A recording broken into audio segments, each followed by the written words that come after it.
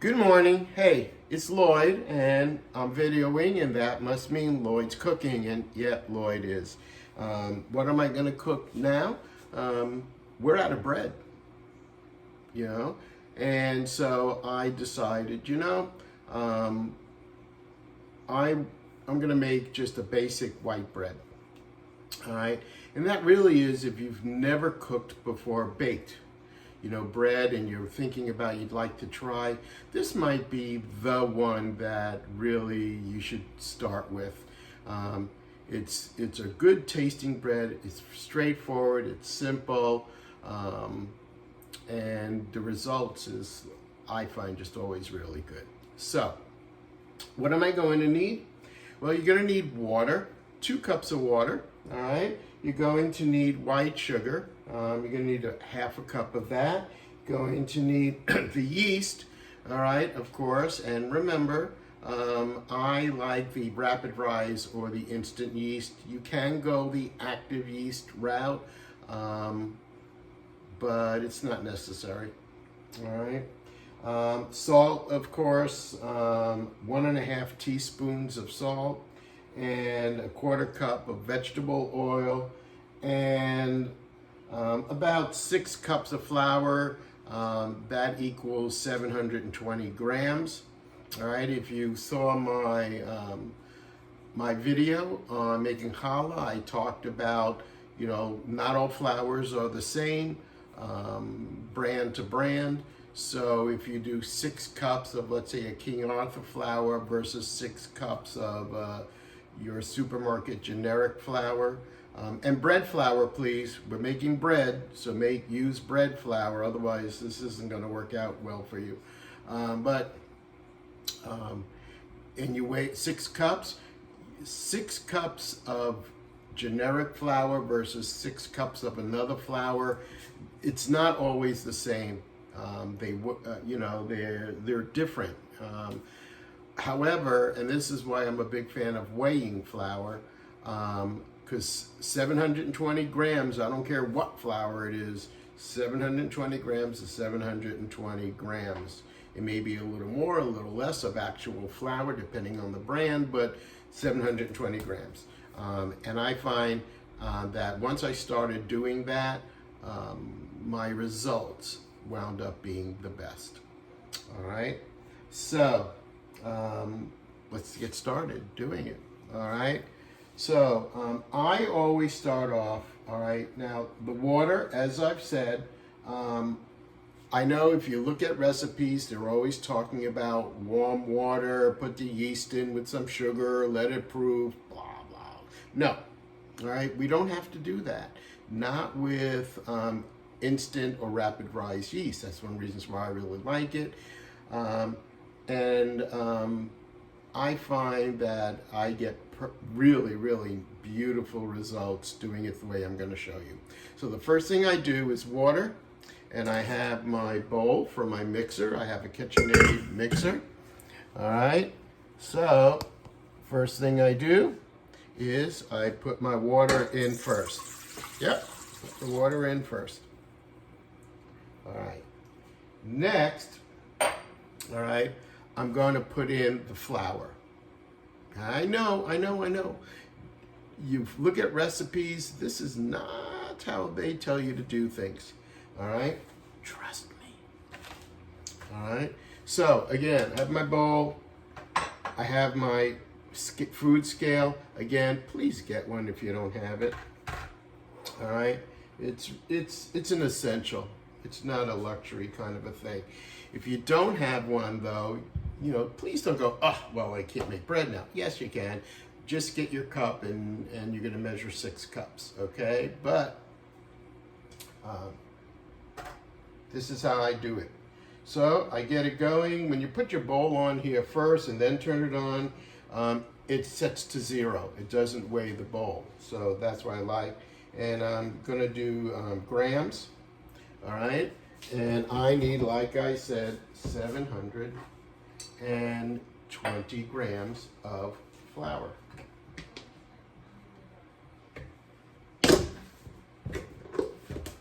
So This is, again, bread flour. This is a Costco brand. When this whole stay-at-home and stuff went on, and the shelves were just, torn apart, and you couldn't find bread anywhere.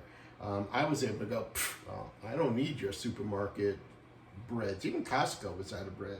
I go, I can make my own. And this is the great thing of being able to do it. No matter what goes on, you can always take care of yourself and your family.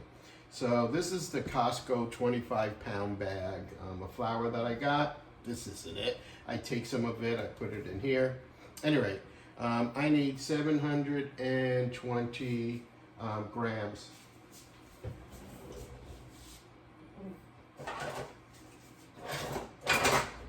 Yeah, and I need it to start.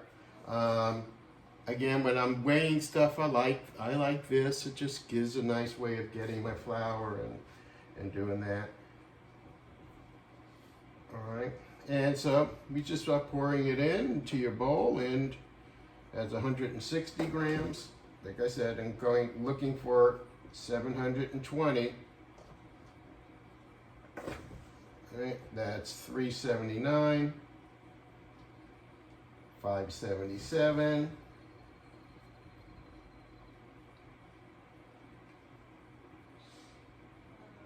Well, yeah, too much. Now, the nice thing about this also, because I'm pre-measuring and all that, is that I can take some out. And it's funny how, sometimes we're talking about a couple of specks to get to that 120. That's 719.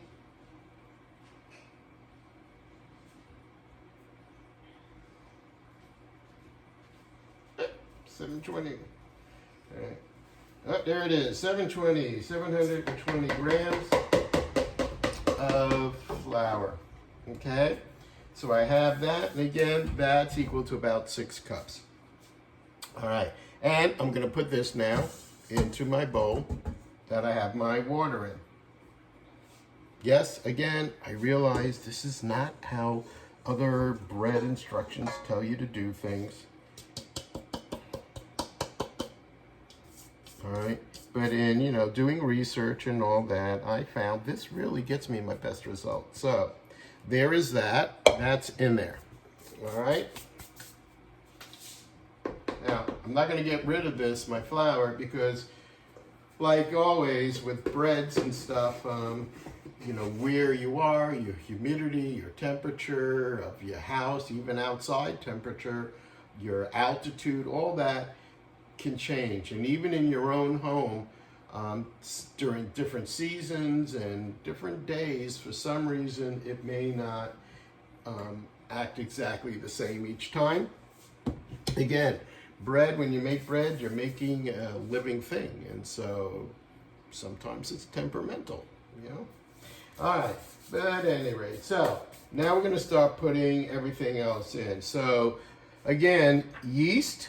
All right, and I had told you 1.5 tablespoons of yeast. I already pre-measured it. And again, when you're doing this, you're going to pick a side of your bowl and pour your yeast on all the way to one side of your bowl. Okay? There's a reason for this. There's a reason to my madness. All right, so I have my yeast. Sugar. All right, and I have 1/2 cup, half a cup of sugar. This I'm going to put right on top of the yeast. Again, sugar and yeast and flour, they're all buddies, and so it's okay for them, right? But now I'm going to add Mr. Salt. Okay, now salt is good as far as flavor, but salt and yeast hate each other, and salt will kill yeast. So that's why I put my yeast and my sugar all the way on this side. I'm going to come all the way to the other side of the bowl, and that's where I'm going to put my salt. All right, so my sugar and my yeast on one side, salt on the other. They don't touch, not yet. All right. All right. And now oil. 1/4 of a cup of my oil. And that can go anywhere. Everybody likes the oil. The salt likes the oil, the flour likes the oil, the sugar and the yeast like the oil, so I just put that in. Okay? This isn't hard, right? Just putting things in. Just got to measure and kind of take your time. All right, so I have my water, I have my sugar, I have my yeast, I have my salt, oil, flour. That's it. It's all in there. So now I'm going to put it onto my KitchenAid mixer. Okay, got my nice little dough hook.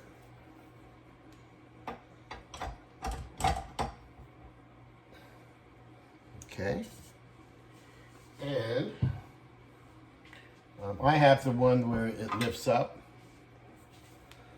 Okay, I kind of like this one, you know, it puts the bowl down, lifts the bowl up. Some people don't like it. When I looked on the internet about these things and what people thought, it's like everything, you know. Some people love it, some people hate it, you know. What can I tell you? Anyway, so got that in there, okay? And I start off, at least on my KitchenAid, number 1 setting, speed, all right? Because we want to get this thing mixing, okay? So at this point, now the salt and all that touching everything, because it's so mixed in with everything else, it's not going to do anything compared to the yeast, all right? And so that's why we do it. So again, we go and we keep it going until it starts to combine. It's looking a little shaggy. The reason we start on that small, if I cranked it up right at the beginning, this thing would be whipping around. Flour would just be all over the place. So we started slow just to kind of get it a nice, easy, everything coming together. And once it does start coming together, we can go up to the number 2. Right? And what we're going to look for is the dough being pulled away from the side, all right, of our container, of the bowl. And yes, as you can see, it most definitely is. You know, is it puddling on the bottom, like this muddy stuff? Because that happens sometimes. It clears the sides, but it gets all muddy on the bottom, and it's like a pool of mud. And if you see that, that's going to tell you need to add more flour. But as you will be able to see with this one, at least this time, it's clearing away everything really, really good. All right? So, we're just going to let this knead. All right? And we're going to let it go for 10 minutes. All right, we're building up the glutens. We're doing we need to do that. All right, so come back in 10 minutes and we'll take a look at it. All right, see you soon. Okay, we're still kneading the dough, but I wanted to show you this because this is what I was talking about. So it cleared away at the sides, but I want you to see what's happening down in here. Right. So you can see how it's clearing the sides, and down there it's still slightly sticking to the bottom. Alright? And that's okay. A slight stick like that, but it's pretty much lifting away from the bottom. That's okay. But I will tell you that I did have to add a little bit of flour to this. I had to add about an extra quarter of a cup of flour to this because it really was becoming muddy and on the bottom, and that was not good stuff. But if it looks like this, all right, you are good. All right. So I got a little more time here on that kneading, so I'll be back. But I did want you to see that. Okay, so we're down to the last minute of it kneading. So as that begins, remember, we're going to be taking it out and transferring it into another container. I really like it. Alright, I like it having a tall container for it to ride. Alright, look at that. Alright, what you do is you take some oil, just vegetable oil, a little bit, maybe, just a little, because you're going to lightly coat. So you take the oil and you kind of get it, the whole thing kind of all over.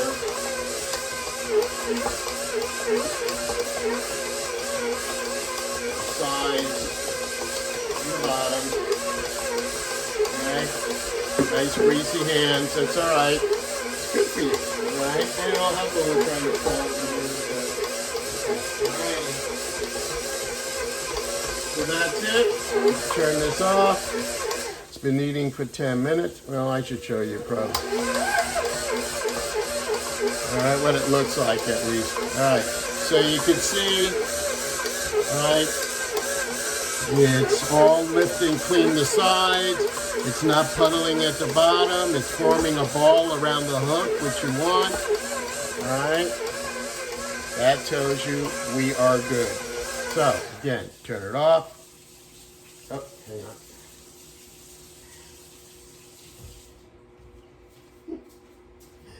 I was cleaning up a little bit of the stuff I was using, and I left the water running, which is not a good thing, all right? Anyway, I lower it, all right? And, so you can see. So there it is. So I'm gonna just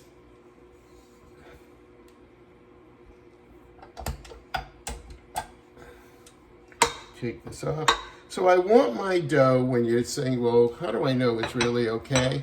All right, when I touch it, it's not like sticking to me, but it's still a little bit tacky. If I poke it, okay, the hole kind of stays there. That's a good thing. All right, anyway, so this thing comes out. We're gonna pull it out. Yeah, I'm gonna need mine. I've talked to you about this before.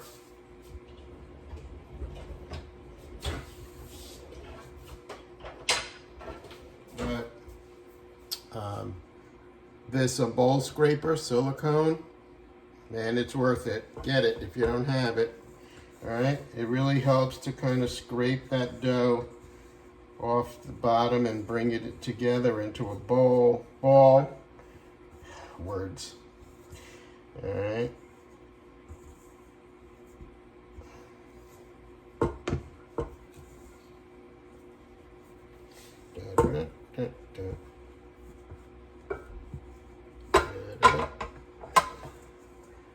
Come to Papa. All right, so yeah, you could see. Yeah, just a little bit more here. I'll get it in a second, but so if you look when you take it out, it's not sticking to me. It's nice. It feels. I mean, it just feels to me like fresh Play-Doh. You know. So I kind of work it into a little bit of a ball. Doesn't have to be perfect at all. And then I'm going to take it and I'm going to put it down into my container. And then I'm going to take it, once it's in there, I'm going to turn it over. So now the part that was touching the grease is now on the top. And so, you do that just because you want a light film of grease on there, oil, so that it doesn't form a skin, doesn't dry out while it's trying to rise. All right, I did have a little bit that kind of stuck on here, but not bad. Okay, a little bit.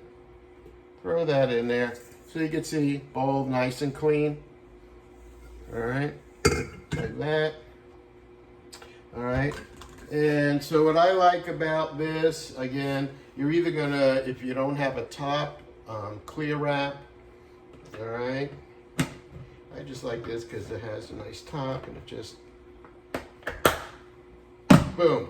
I also like this, as I've said before, because it gives me quantities up here. So for me and for this, I can see I'm just about at that 1 liter, just above the 1 liter, because I want this to rise to double. So I know that when this is up here, I'm ready. It's ready. How long? Again, if you look at recipes, it's going to say, leave it, and for about an hour till double in size. All that is very subjective. The time, the hour, again, that is not a for sure kind of a thing. Again, temperature, altitude, all kinds of things can make you, can affect that. All right. So I will check it in an hour. Now again, it's Arizona, it's summer, it's hot now. It's going to be close to 100, I think. It cooled off a little bit for today, so it's only going to be around 100, upper 90s, something like that. But I'm going to think that in about an hour, it probably will be risen. In the winter, when my house is like around 68 or so degrees, I've had breads take an hour and a half, 2 hours, 2.5 hours. It just depends. All right. So if after an hour it hasn't risen to double, don't freak out. You gotta it's a living thing, and so you gotta let it do what it does. It'll get there. As long as your yeast was good and fresh, you're good. All right. So I'm gonna put this aside. We'll come back in an hour. We'll take a look. Okay. That seems like reasonable, and I'm gonna continue to clean up while we do that. Okay. So our dough has been rising. It's been about a little over an hour, actually. It rose little bit slow, and that's okay. As I've said in other videos, a slow rise will produce a more flavorful bread. All right. If you had wanted to, an option you had is, instead of putting it over somewhere to rise for an hour, you could have put it in the fridge and then tomorrow take it out, let it come to room temperature, and then continue with what I'm about to say. You can freeze actually dough. So if you wanted to, you could have taken the dough, put it in Ziploc bags, put it in the freezer. When you wanted the bread, you could have taken it out and put it in the refrigerator overnight to thaw, put it out and let it reach room temperature, and let it rise and go for it. It's there's a lot you could do it if you want to have dough on hand. At any rate, so here is my dough that has risen, you see. All right, and so we're ready to do the next steps with it. All right, so with that, we take it. I just love the smell of that yeast and all that. You want to have your scraper, okay, because we're going to be using that. You're going to want to have 2 pans. These are, what size were these? Hang on.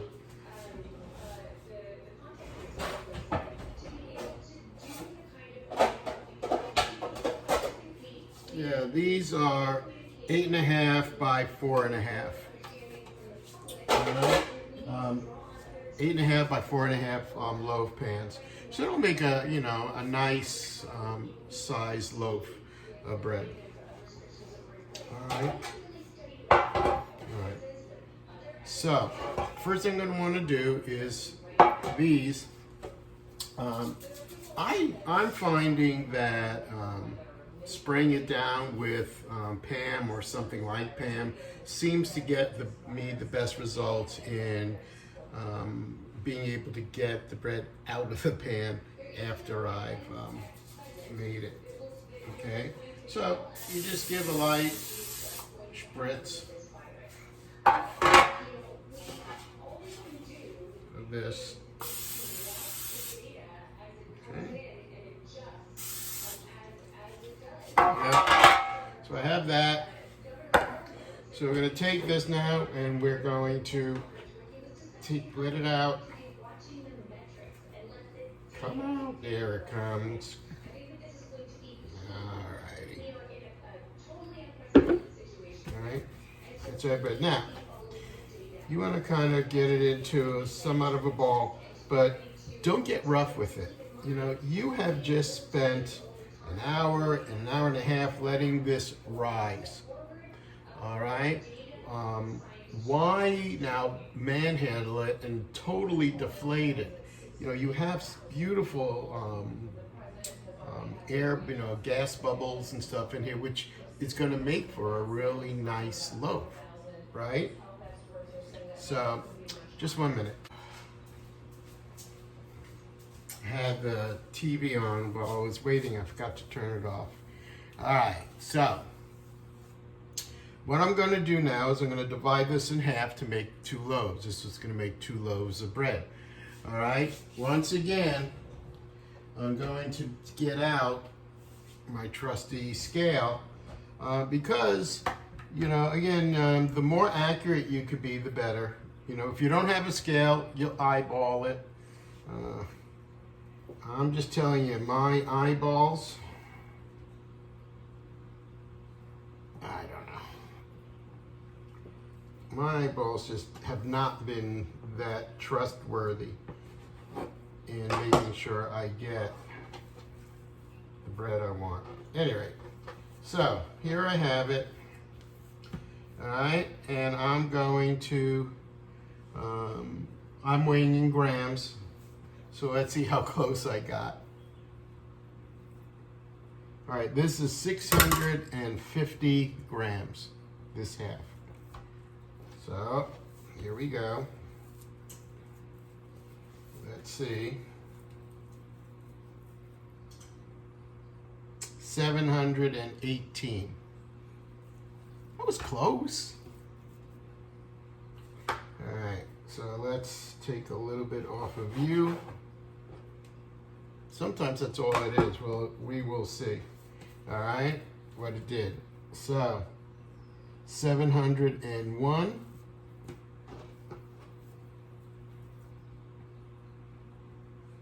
668. All right, now 660 here. 708. Why? 667. 701.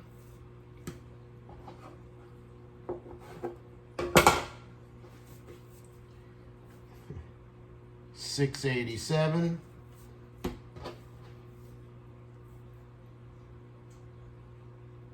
682. We're getting closer. All right, I'm just gonna take a pinch. Just a pinch. Let's see what I got here. All right, so 685, 84, 685. Yeah, we did it.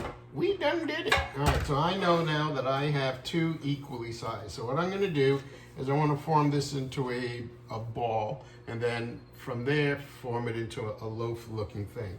I have found one of the best ways of getting it into a ball is first kind of get it into a ball this way.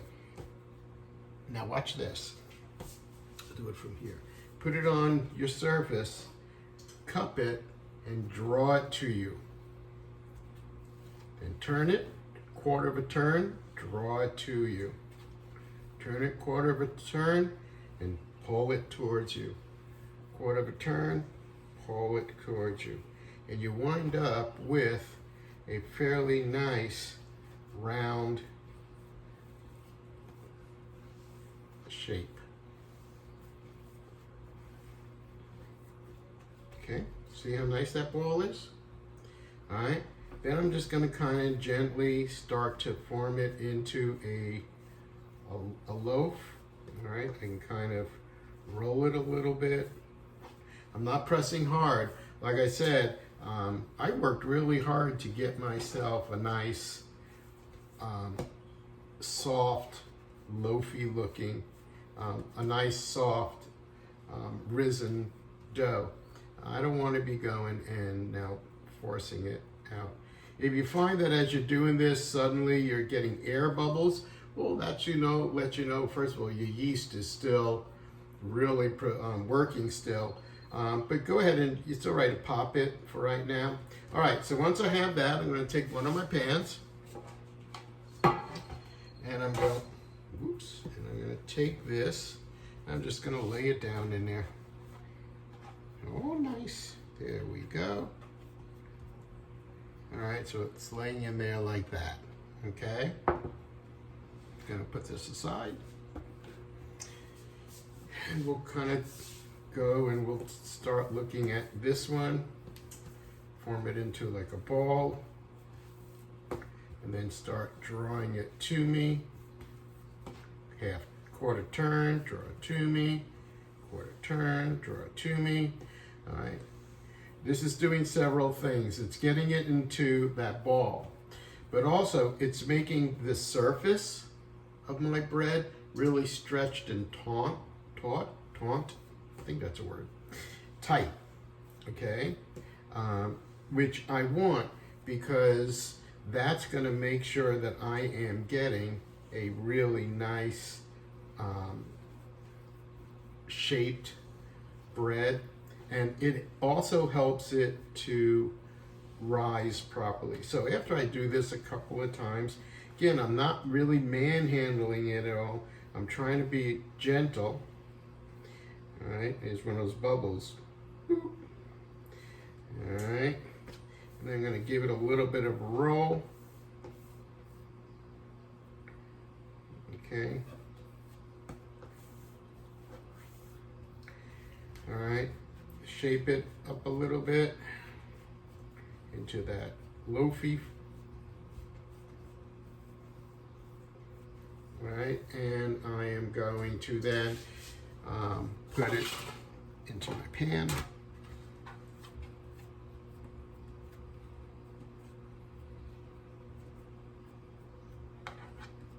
And there it is in the pan. Okay, so I have them both in the pan. And yeah, it goes for, we now have to have it rise. All right, so we're just going to leave this alone. All right, I am going to cover it, however, with some plastic wrap. No.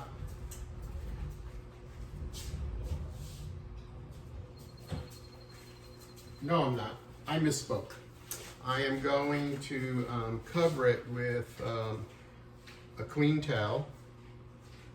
Again, this is to just, if there's breezes or anything going on, you don't want it going over the top of your bread because otherwise it'll create a film. All right, so this is gonna go, I'll check on it in about a half an hour. What I'm gonna look for is for it to have risen and start to dome over the edge, beyond the edge of the bread. Also at this point, I put on my oven and I've set it to 350 degrees, all right? And I'm just gonna let it be there waiting for this to rise. I preset it just before I got ready to take this thing out of my container. because I want to make sure that my oven is at temperature and is able to be at temperature for about 10-15 minutes. All right, ovens cycle their temps. So even though it goes up and it goes and it says I'm at 350, it's not always really at 350. Not quite yet. So it's good to give an oven a little bit of time to be at the temperature that you want it to be at when you're going to bake, so it really has a chance to stabilize and be at the temperature you want. So 350, it's going to sit there waiting for me. I've got my loaves in the pan. They're going to rise, and I'll check on it in about 30 minutes, and we'll see how it goes. So hang in there. Okay, so we've been waiting for our loaves that we put in the pan to rise. I checked it at 30 minutes, and it was rising, but it wasn't ready. So I gave it another 15.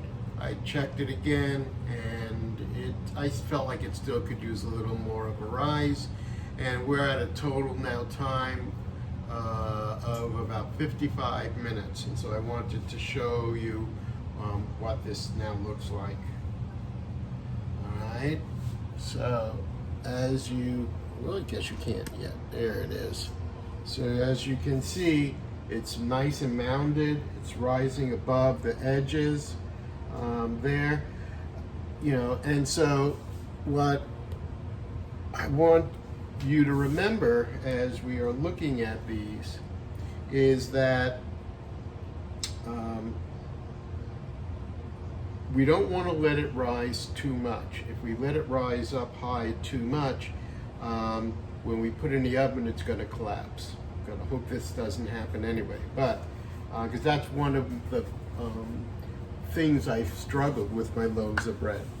So, and I think the reason why that happens is if you let it rise too much, the structures that hold the loaf up become too weak, the glutens, and so when you put it in the oven, there's going to be a last yeast push.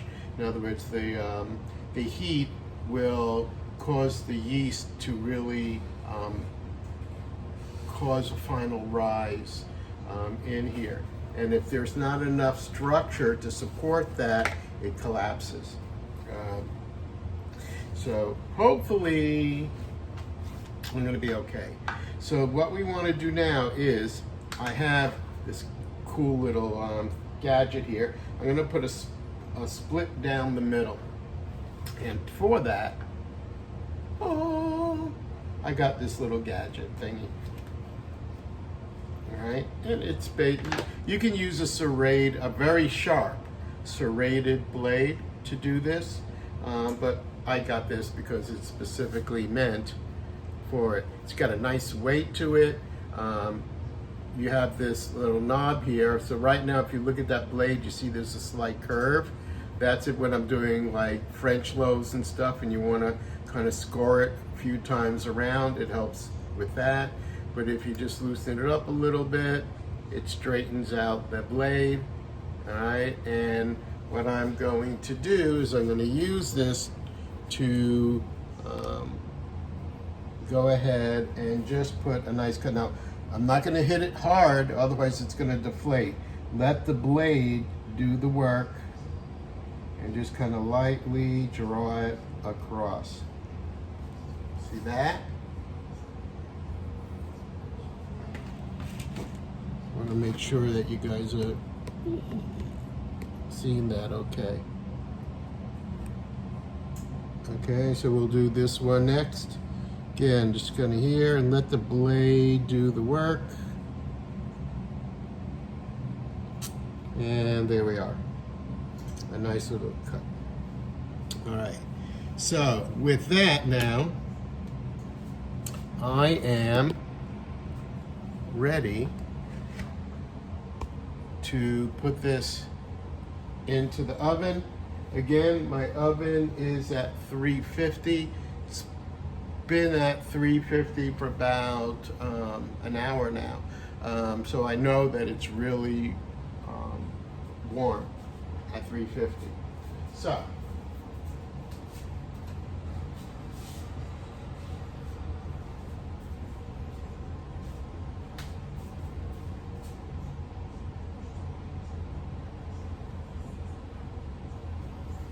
again, once we put it in the heat of the oven,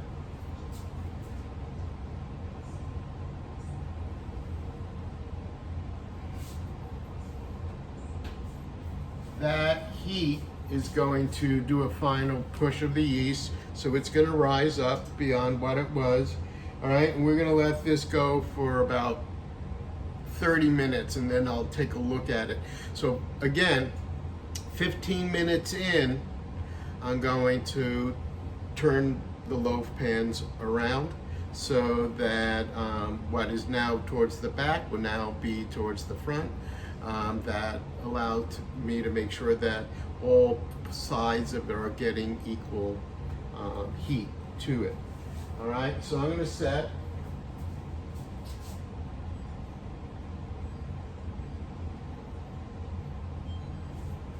All right, so I just set my timer for 15 minutes. I will then turn it. I'm going to set it for another 10 after that. So that's a total of 20 minutes.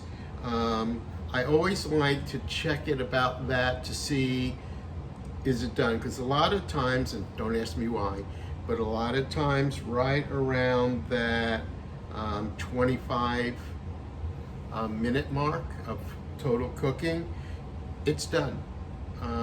How do I know that? Well, remember, there are two ways. One is the good old-fashioned tap it. If it makes a hollow sound, you're done. But I always like checking the internal temperature. I'm looking for around 190. A little bit higher is okay, but that's what I'm looking for to let me know. So I'll see you again in about 25 minutes, and we'll see how it's going. Okay, so our loaves of white bread have been in the oven. I cooked them for 15 minutes and then turned the loaf pans around and then cooked it for another 10 minutes and there it is. So what we're going to look at is, it should be a nice golden brown, right? We don't want to burn it, all right? It should have risen beyond what it showed, and we want an internal temperature of about 190, all right? All right, so let's go, and we're going to take a look.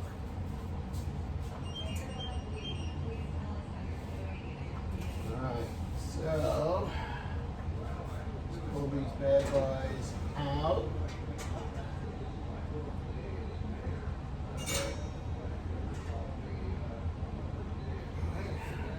See that, but it's a beautiful golden brown. It's got a beautiful dome on top. And let's look at this internal temperature here.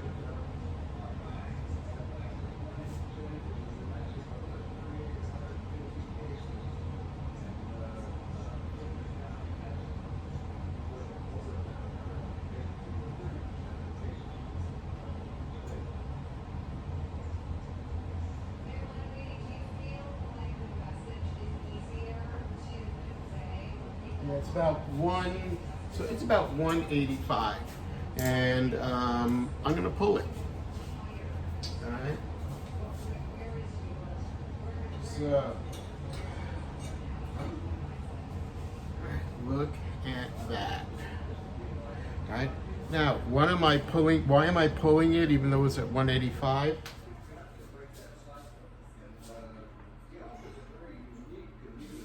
But I told you like 190 is kind of what I'm looking at. All right, so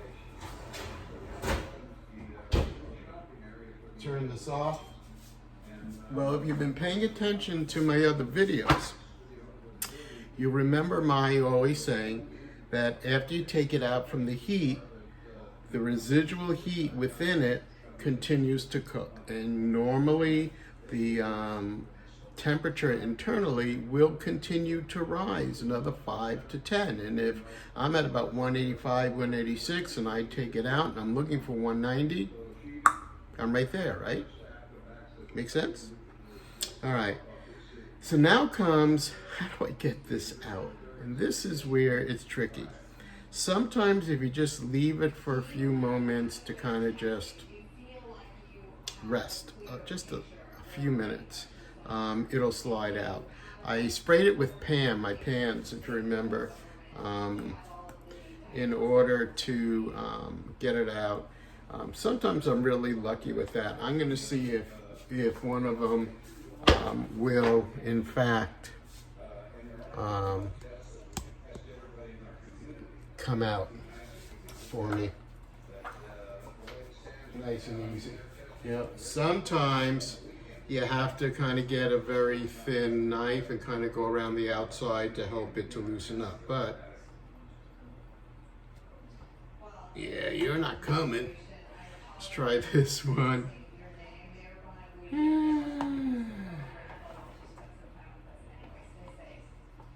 Yeah, you're not coming. All right.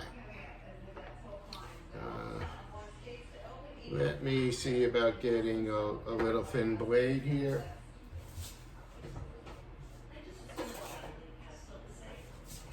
So I like using something like this.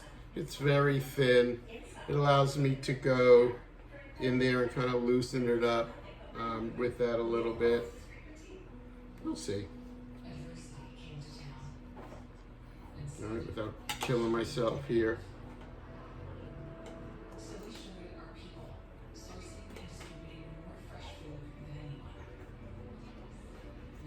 So I kind of just go through a little bit on that side.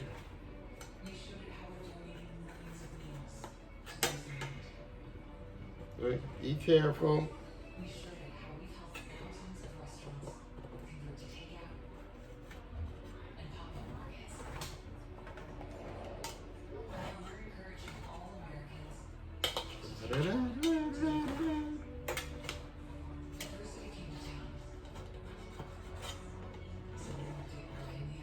All right, let's see if that did it.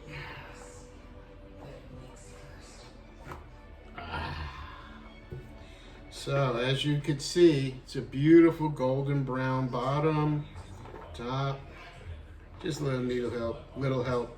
And then I place it on the cooling rack. Again, I like having a towel, kitchen towel under it. It helps to, any moisture helps to wick that away, but it's still raised above it so that air can circulate. So that's what I want. All right, so let's do the same with this one that I did with the other one. Just kind of gently give it a little bit of help to set it free. You don't want to leave it in this pan too long. All right. I mean, it's possible that if I had waited, maybe 3-4 minutes and then tried, it would have just released itself. But because I know you guys want to see what this looks like, I'm kind of helping it along. And it could very well that I would have had to do this anyway.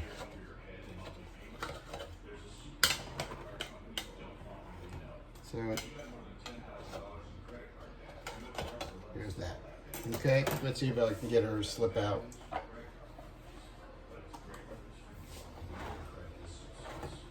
Yep.